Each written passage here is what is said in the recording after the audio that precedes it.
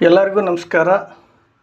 ಇಂದು ಬೌದ್ಧ ಧರ್ಮದ ಮೂಲ ಧರ್ಮಗ್ರಂಥಗಳಾದಂಥ ತ್ರಿಪಿಟಕಗಳದ ಒಂದು ಭಾಗವನ್ನು ಇವತ್ತು ನೋಡಲಿದ್ದೇವೆ. ತ್ರಿಪಿಟಕಗಳು ಅಂದರೆ 3 ಮತ್ತು ಪೀಠಕಗಳು ಅಂದರೆ ಪೆಟ್ಟಿಗೆ, 3 ಪೆಟ್ಟಿಗೆಗಳು ಎಂದು ಅರ್ಥವನ್ನು ಸೂಚಿಸುವಂತಹ ಈ ತ್ರಿಪೀಠಕವು ಒಂದನೆಯದಾಗಿ ವಿನಯ ಪೀಠಕ, ಎರಡನೆಯದಾಗಿ ಸುತ್ತ ಪೀಠಕ, ಮೂರನೆಯದಾಗಿ ಅಭಿಧಮ್ಮ ಪೀಠಕ. ವಿನಯ ಪೀಠಕವು ಬೆಕ್ಕು ಬಿಕ್ಕಿಣಿಯವರಿಗೆ ನೀತಿ ನಿಯಮಗಳನ್ನು ತಿಳಿಸುವಂಥ ಒಂದು ಪೀಠಕವಾಗಿದೆ. ಅದು ಹೇಗೆ ನಡೆದುಕೊಳ್ಳಬೇಕು ಎಂಬುದರ ಕುರಿತು ಅದು ಸ್ಪಷ್ಟಪಡಿಸುತ್ತದೆ. ಎರಡನೆಯದಾಗಿ ಸುತ್ತ ಪೀಠಕ. ಈ ಸುತ್ತ ಪೀಠಕವು ಬೌದ್ಧ ಧರ್ಮ ಬೋಧನೆಯ ಉಪದೇಶಗಳನ್ನು ಹೇಳುತ್ತದೆ. ಇದರಲ್ಲಿ ಏನು ಕಲಿಯಬೇಕು ಎಂಬುದರ ಕುರಿತು ಸವಿಸ್ತಾರವಾಗಿ ಹೇಳಲಾಗಿದೆ. ಮೂರನೆಯದು ಅಭಿಧಮ್ಮ ಪೀಠಕ. ಇದು ಬೌದ್ಧ ಧರ್ಮದ ತತ್ವಶಾಸ್ತ್ರವನ್ನು ಆಳವಾಗಿ ವಿಶ್ಲೇಷಣೆಯನ್ನು ಮಾಡುತ್ತದೆ. ಏಕೆ ಮತ್ತು ಹೇಗೆ ಆಳವಾಗಿ ಅರ್ಥ ಮಾಡಿಕೊಳ್ಳಬೇಕು ಎಂಬುದರ ಕುರಿತು ಇದರಲ್ಲಿ ಸ್ಪಷ್ಟತೆ ಇದೆ. ಸುತ್ತ ಪೀಠಕವು 5 ಭಾಗಗಳನ್ನಾಗಿ ವಿಂಗಡಿಸಲಾಗಿದೆ. 1ನೇ ಭಾಗ ದಿಘಾ ನಿಕಾಯ, 2ನೇ ಭಾಗ ಮಧ್ಯಮ ನಿಕಾಯ, 3ನೇ ಭಾಗ ಸಂಯುಕ್ತ ನಿಕಾಯ, 4ನೇ ಭಾಗ ಕುದ್ದಕ್ ನಿಕಾಯ ಮತ್ತು 5ನೇ ಭಾಗ ಅಂಗುತ್ತರ ನಿಕಾಯವಾಗಿದೆ. 5 ಭಾಗಗಳಲ್ಲಿ ನಾವು ಸುತ್ತ ಪೀಠಕದ 3ನೇ ಭಾಗವಾದಂಥ ಸಂಯುಕ್ತ ನಿಕಾಯದ ಕುರಿತು ನೋಡೋಣ. ಸಂಯುಕ್ತ ನಿಕಾಯ. ಸಂಯುಕ್ತ ಅಂದರೆ ಇಬ್ಬರ ನಡುವಿನ ಸಂವಾದ ಎಂದು ಅರ್ಥ ಬರುತ್ತದೆ. ನಿಕಾಯ ಅಂದರೆ ಭಾಗ ಎಂಬ ಅರ್ಥವನ್ನು ಸೂಚಿಸುತ್ತದೆ. ಸಂಯುಕ್ತ ನಿಕಾಯ ಅನ್ನುವುದು ಇಬ್ಬರ ನಡುವಿನ ವಿಷಯಾಧಾರಿತ ಸಂವಾದವನ್ನು ಸಂಯುಕ್ತ ನಿಕಾಯ ಎಂದು ಕರೆಯಲಾಗಿದೆ.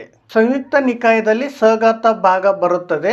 ಸಗಾತ ಅಂದರೆ ಪದ್ಯಗಳಿಂದ ಕೂಡಿರುವಂಥದ್ದು.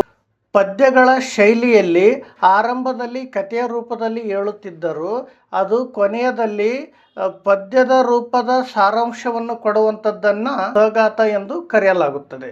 ಸಗಾತ ಭಾಗದಲ್ಲಿ ಕೋಸಲ ಸಂಯುಕ್ತ ಒಳಗೊಂಡಿದ್ದು, ಕೋಸಲ ಸಂಯುಕ್ತವು ಕೋಸಲ ಎಂಬ ಪ್ರದೇಶದಲ್ಲಿ ಪ್ರಸೇನಜೀತ ಎಂಬ ರಾಜ್ಯನಿದ್ದು, ಪ್ರಸೇನಜೀತ ರಾಜ್ಯ ಮತ್ತು ಬುದ್ಧರ ನಡುವಿನ ಸಂಭಾಷಣೆ ಒಳಗೊಂಡಿರುವಂಥದ್ದೇ ಇದು ಕೋಸಲ ಸಂಯುಕ್ತವಾಗಿದೆ. ಈ ಕೋಸಲ ಸಂಯುಕ್ತದಲ್ಲಿ ಸುತ್ತ 11ರ ಜಟಿಲವಗ್ಗ ಭಾಗ ಬರುತ್ತಲಿದ್ದು, ಜಟಿಲವಗ್ಗದ 4 ಅಂಶಗಳು ತಥಾಗತರು ಪ್ರಸೇನಜೀತ ರಾಜ್ಯವರಿಗೆ ಸುಂದರವಾಗಿ ವಿವರಿಸಿರುವುದನ್ನು ಈ ಜಟಿಲವಗ್ಗದಲ್ಲಿ ನಾವು ಕಾಣಬಹುದಾಗಿದೆ. ಒಂದು ದಿನ ತಥಾಗತರು ಸಾವತ್ತಿಯ ಪೂರ್ವ ಉದ್ಯಾನದಲ್ಲಿ ಮಿಗಾರ ಮಾತಾ ಮಂಟಪದಲ್ಲಿ ವಾಸಿಸುತ್ತಿದ್ದರು. ಈ ಸಂದರ್ಭದಲ್ಲಿ ಸಂಜೆಯ ಸಮಯದಲ್ಲಿ ತಥಾಗತರು ತಮ್ಮ ಧ್ಯಾನದಿಂದ ಎದ್ದು ಪೂರ್ವದ ಬಾಗಿಲಿನ ಹೊರಗಿನ ಮಂಟಪದಲ್ಲಿ ಕುಳಿತಿದ್ದರು. ಅದೇ ವೇಳೆ ಕೋಸಲ ದೇಶದ ರಾಜನಾದ ಪ್ರಸೇನಜೀತ ಅಥವಾ ಪಸೇನದಿ ತಥಾಗತರನ್ನು ಭೇಟಿ ಮಾಡಲು ಬಂದನು. ಅವನು ಅವರಿಗೆ ವಂದನೆ ಸಲ್ಲಿಸಿ ಒಂದು ಬದಿಯಲ್ಲಿ ಕುಳಿತನು.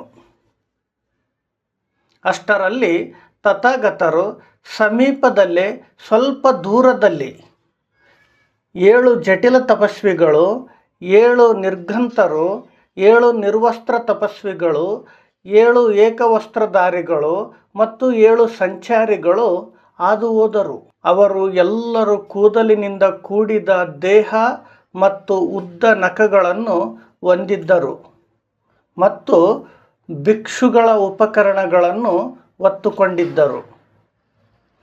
ಅದನ್ನು ಕಂಡ ರಾಜನು ತನ್ನ ಆಸನದಿಂದ ಎದ್ದು ತನ್ನ ವಸ್ತ್ರವನ್ನು ಒಂದು ಭುಜದ ಮೇಲೆ ಹಾಕಿಕೊಂಡು ಬಲ ಮೊಣಕಾಲಿನ ಮೇಲೆ ಮಣಗಿ ಕೈಗಳನ್ನು ಜೋಡಿಸಿ ತಥಾಗತರಿಗೆ 3 ಬಾರಿ ತನ್ನ ಹೆಸರನ್ನು ಹೇಳುತ್ತಾ ಕೂಗಿದನು. ಆ ತಪಸ್ವಿಗಳು ಹೋದ ನಂತರ ರಾಜನು ಮತ್ತೆ ಭಗವಾನರ ಬಳಿಗೆ ಬಂದು ಅವರಿಗೆ ವಂದನೆ ಸಲ್ಲಿಸಿ ಹಿಂದಿನಂತೆ ಕುಳಿತನು. ಹೀಗೆ ಕುಳಿತಿದ್ದಾಗ ರಾಜನು ತಥಾಗತರನ್ನು ಕೇಳಿದನು, ಬಂತೆ, ಆ ವ್ಯಕ್ತಿಗಳು ಈ ಲೋಕದ ಅರ್ಹಂತರಗಳಲ್ಲಿ ಯಾರಾದರೂ ಆಗಿದ್ದಾರೆಯೇ ಅಥವಾ ಅರ್ಹಂತ ಮಾರ್ಗದಲ್ಲಿರುವವರಾಗಿದ್ದಾರೆಯೇ ಎಂದು ಪಸೆ ನದಿಯವರು ತಥಾಗತರಿಗೆ ಕೇಳಿದರು. ಬಂತೆ ಉತ್ತರಿಸುತ್ತಾ, ಮಹಾರಾಜನೇ, ನೀನು ಗೃಹಸ್ಥನಾಗಿದ್ದು ಲೋಕದ ಆಸ್ತಿಪಾಸ್ತಿಗಳು ಹೊಂದಿರುವವನಾಗಿರುವುದರಿಂದ, ಮಕ್ಕಳ ಬಂಧನಗಳಲ್ಲಿ ವಾಸಿಸುವವನಾಗಿರುವುದರಿಂದ, ಬನಾರಸ ಚಂದನಕ್ಕೆ ಅಭ್ಯಾಸ ಹೊಂದಿರುವವನಾಗಿರುವುದರಿಂದ, ಹೂಮಾಲೆಗಳು ಮತ್ತು ಸುಗಂಧ ದ್ರವ್ಯಗಳಿಂದ ಅಲಂಕರಿಸಿಕೊಂಡಿರುವವನಾಗಿರುವುದರಿಂದ, ಬಂಗಾರ ಮತ್ತು ಬೆಳ್ಳಿಯನ್ನು ಬಳಸುವವನಾಗಿರುವುದರಿಂದ ಅವರು ಅರ್ಹಂತರೋ ಅಥವಾ ಅರ್ಹಂತ ಮಾರ್ಗದಲ್ಲಿರುವವರೋ ಎಂಬುದನ್ನು ತಿಳಿಯುವುದೇ ನಿನಗೆ ಕಷ್ಟಕರ ಎಂದು ಹೇಳಿದರು. ತಥಾಗತರು ಮುಂದುವರಿಯುತ್ತಾ, ಒಬ್ಬನ ಜೊತೆ ಸಹವಾಸ ಮಾಡಿದಾಗ ಮಾತ್ರ ಅವನ ನೈತಿಕತೆಯನ್ನು ತಿಳಿಯಬಹುದು ಎಂದು ಹೇಳಿದರು. ಆ ಸಂದರ್ಭದಲ್ಲಿ ನಾವು ಎಚ್ಚರಿಕೆಯಿಂದಿರಬೇಕು, ಅಜಾಗರೂಕರಾಗಿರಬಾರದು, ಜ್ಞಾನವುಳ್ಳವರಾಗಿರಬೇಕು ಮತ್ತು ಮೂರ್ಖರಾಗಿರಬಾರದು. ಎರಡನೇ ಅಂಶವನ್ನು ಹೇಳುತ್ತಾ, ಒಬ್ಬನೊಂದಿಗೆ ವ್ಯವಹಾರ ಮಾಡಿದಾಗ ಮಾತ್ರ ಅವನು ಪ್ರಾಮಾಣಿಕನೇ ಎಂದು ತಿಳಿಯಬಹುದು. ಆ ಸಂದರ್ಭದಲ್ಲಿ ನಾವು ಎಚ್ಚರಿಕೆಯಿಂದಿರಬೇಕು, ಅಜಾಗರೂಕರಾಗಿರಬಾರದು, ಜ್ಞಾನವುಳ್ಳವರಾಗಿರಬೇಕು ಮತ್ತು ಮೂರ್ಖರಾಗಿರಬಾರದು. ತಥಾಗತರು ಮುಂದುವರಿಯುತ್ತಾ ಮೂರನೆಯ ಅಂಶವನ್ನು ಹೇಳುತ್ತಾರೆ. ಸಂಕಟದ ಸಮಯದಲ್ಲಿ ಮಾತ್ರ ಒಬ್ಬನ ಯೋಗ್ಯತೆಯನ್ನು ತಿಳಿಯಬಹುದು.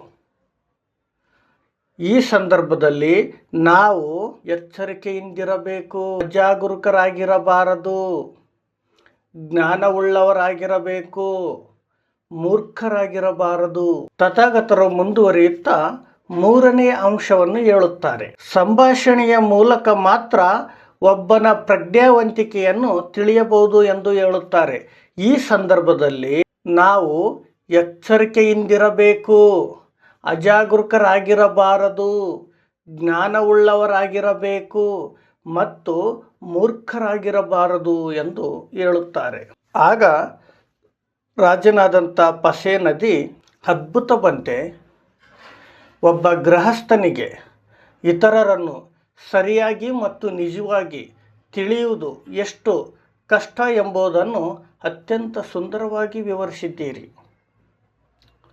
ಒಬ್ಬನ ಜೊತೆ ಸಹವಾಸ ಮಾಡಿದಾಗ ಮಾತ್ರ ಅವನ ನೈತಿಕತೆಯನ್ನು ತಿಳಿಯಬಹುದೆಂಬುದು, ಒಬ್ಬನೊಂದಿಗೆ ವ್ಯವಹಾರ ಮಾಡಿದಾಗ ಮಾತ್ರ ಅವನ ಪ್ರಾಮಾಣಿಕತೆಯನ್ನು ತಿಳಿಯಬಹುದು ಎಂಬುದು, ಸಂಕಟದ ಸಮಯದಲ್ಲಿ ಮಾತ್ರ ಒಬ್ಬನ ಯೋಗ್ಯತೆಯನ್ನು ತಿಳಿಯಬಹುದು ಎಂಬುದು ಮತ್ತು ಸಂಭಾಷಣೆಯ ಮೂಲಕ ಮಾತ್ರ ಒಬ್ಬನ ಪ್ರಜ್ಞಾವಂತಿಕೆಯನ್ನು ತಿಳಿಯಬಹುದು ಎಂಬುದು ಅದ್ಭುತವಾಗಿ ವಿವರಿಸಿದ್ದೀರಿ ಬಂತೆ ಎಂದು ಪಸೆ ನದಿಯವರು ಇದನ್ನು ರಿಪೀಟ್ ಮಾಡಿದರು.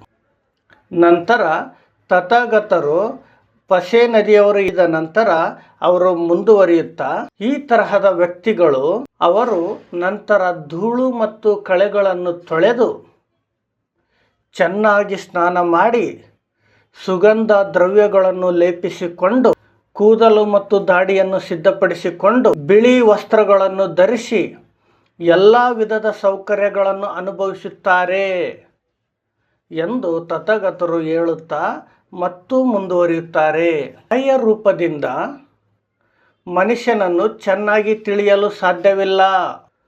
ಒಮ್ಮೆ ನೋಡಿದರಷ್ಟರಲ್ಲಿ ಯಾರನ್ನು ನಂಬಬಾರದು. ಒಳ್ಳೆಯ ವರ್ತನೆಯವರಂತೆ ಕಾಣುವ ವೇಷದಲ್ಲಿ ಆಡಂಬರತೆ ಇರುತ್ತದೆ. ಮಣ್ಣಿನಿಂದ ಮಾಡಿದ ಕಿವಿಯೋಲೆ ಅಥವಾ ತಾಮ್ರದ ಅರ್ಧ ನಾಣ್ಯವನ್ನು ಚಿನ್ನದಿಂದ ಹೊದಿಸಿದಂತೆ ಕೆಲವರು ವೇಶ್ಯದ ಅಡಿಯಲ್ಲಿ ಮರೆ ಮಾಡಿಕೊಂಡು ಸಂಚರಿಸುತ್ತಾರೆ. ಹೊರಗೆ ಸುಂದರವಾಗಿ ಕಾಣುತ್ತಾರೆ, ಒಳಗೆ ಅಶುದ್ಧರಾಗಿರುತ್ತಾರೆ. ಈಗಿನ ಪ್ರಚಲಿತವಾದ ಹಿಂದಿ ಗಾದೆ ಮಾತನ್ನು ಹೇಳುವುದಾದರೆ, ಅಂದರ್ ಹದಮ್ ಬಹಾರ್ ಚಮಚಮ್. ನಮಸ್ಕಾರ.